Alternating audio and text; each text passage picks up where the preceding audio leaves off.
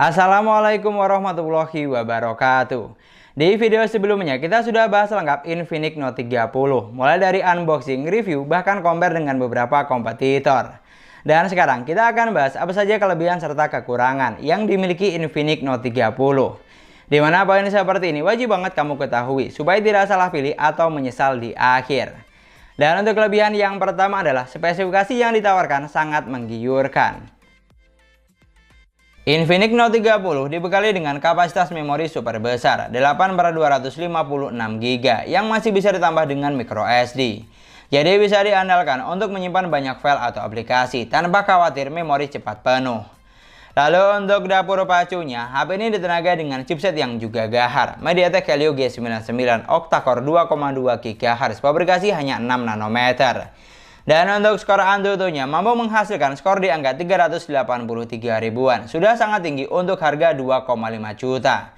Dan yang jelas cukup menggambarkan kalau HP ini tenaga dengan spesifikasi yang tidak kaleng-kaleng. Namun tidak cukup sampai di situ. Untuk urusan sensor, HP ini sudah dibekali dengan sensor yang lengkap. Untuk sensor giroskopnya sudah menggunakan hardware giro. Dan buat kamu yang butuh sensor NFC, di sini juga sudah ada. Pokoknya sangat menggiurkan, kapasitas memori besar, chipset gahar, dan sensornya pun juga lengkap. Lalu untuk kelebihan yang kedua adalah performanya bisa diandalkan. Karena ditenagai dengan dapur pacu yang gahar, jadi untuk urusan performa, HP ini sudah bisa diandalkan untuk berbagai kebutuhan, mulai dari yang casual bahkan gaming. Digunakan buat main Mobile Legends, mampu menjalankan game dengan baik. Di setting grafik bisa sampai ultra dengan frame rate hingga super. Di sini untuk gameplaynya sangat playable menurut saya, terasa lancar, hampir tidak ada kendala yang berarti. Grafiknya bagus, performanya pun juga satset, jadi betah untuk main game berlama-lama. Lalu digunakan buat main game yang lebih berat seperti PUBG Mobile, HP ini juga mampu menjalankan game dengan baik. Grafiknya bagus, performanya pun lancar. Dan yang saya suka, untuk sensor giroskopnya sudah sangat responsif, sehingga mampu memberikan pengalaman yang lebih dalam permainan. Sama satu lagi, untuk suhunya juga terpantau aman. Digunakan buat main game sekitar 1 jam dengan jaringan bagus hanya di tingkatan anget saja. Dan suhu tertinggi ada di angka 41 derajat. Jadi untuk urusan performa, buat kebutuhan kasual lancar jaya, diajak buat main game juga masih hayu. Sedangkan untuk kelebihan yang ketiga yaitu chargingnya super ngebut. Infinix Note 30 memiliki baterai sebesar 5000 mAh dengan kecepatan isi daya fast charging 44 watt. Dan setelah saya coba hanya butuh waktu sekitar 57 menit untuk isi daya dari 10 sampai full 100%. Sudah sangat ngebut di kelasnya, cocok buat kamu yang tidak suka menunggu lama saat HP sedang isi daya. Dan yang saya suka selain charging yang ngebut, di sini juga sudah dilengkapi dengan fitur bypass charging. Yang dimana bikin HP tetap aman dan tidak panas saat dipakai gaming sambil colok charger. Jadi sangat menarik pastinya, karena fitur seperti ini jarang ada di merek lain. Lanjut untuk kelebihan yang keempat adalah hasil kameranya bagus. Infinix Note 30 dibekali dengan 64 megapiksel kamera utama, 2 megapiksel kamera bokeh, dan 2 megapiksel kamera AI. Untuk kamera selfie-nya sebesar 16 megapiksel. Di sini yang saya suka, selain megapikselnya besar, untuk fitur kamera yang ditawarkan juga sudah lengkap, hampir semua ada. Dan yang paling penting, untuk perekaman videonya sudah dilengkapi dengan Ultra Stable Video atau AIS. Lalu untuk jepretan fotonya, dari hasil berikut, HP ini mampu menghasilkan foto yang bagus. Detailnya dapat, tingkat ketajamannya juga oke. Namun yang harus kamu ingat, untuk saturasi warnanya di sini tipikal yang ngejreng dengan kontras lumayan tinggi, terutama saat foto di luar ruangan.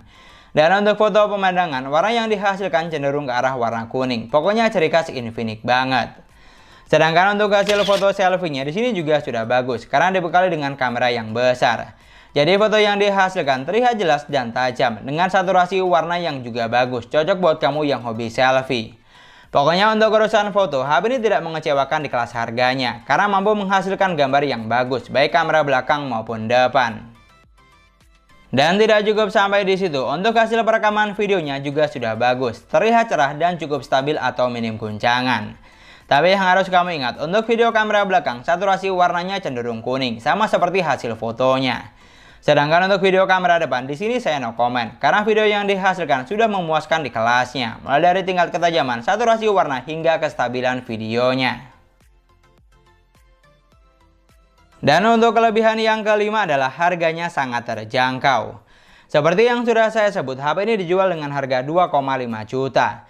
Tapi untuk saat ini di Shopee Official Store Infinix lagi ada promo. Dari harga awal 2,5 juta sekarang jadi Rp2.350.000. Jadi semakin menarik untuk dilirik. Karena dengan harga cukup terjangkau, HP ini menawarkan banyak kelebihan, terutama di bagian spesifikasi.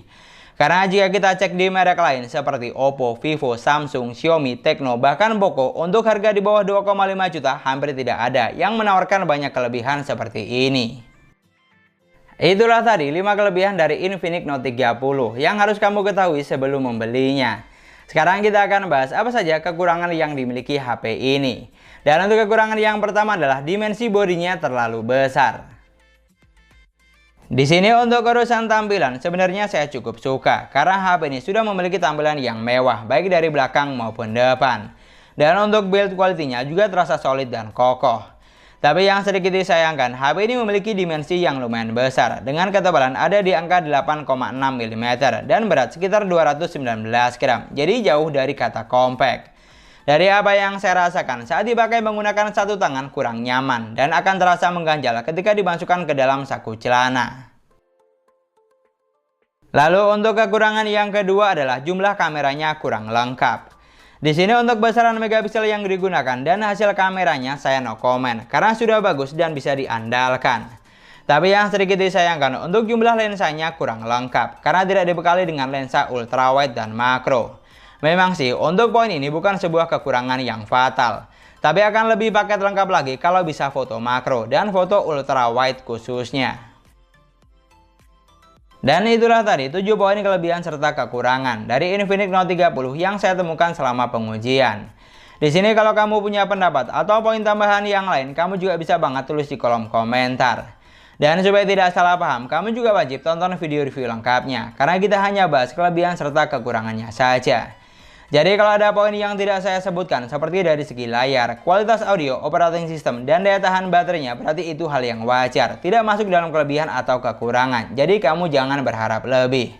Di sini yang jelas HP ini sudah sangat menarik untuk dilirik karena dengan harga terjangkau menawarkan banyak kelebihan yang susah kita temui di merek lain untuk harga setara.